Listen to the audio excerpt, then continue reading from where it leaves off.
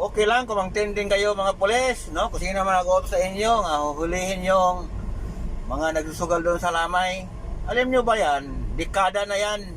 Yun ang ginagawa talaga pag may namatayan, di ba? Alam nyo yan. Di ba? Noon, hindi nyo hinuhuli. Ngayon, hinuhuli ninyo. Mag-isip kayo maraming problema ng bansa natin. Magnanakaw, adik, rapist, mga kriminal, yon ang unahin nyo at ipatugin. Huwag yung mga huwag yung mga ganyang bagay.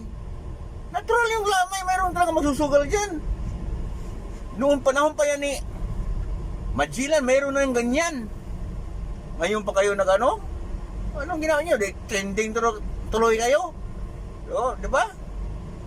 Sa halip doon kayo makatutok sa mga kriminal, doon kayo nakatutok sa mga mahihirap na mga ordinaryong tao, nakakahiya kayo Mario Joseph.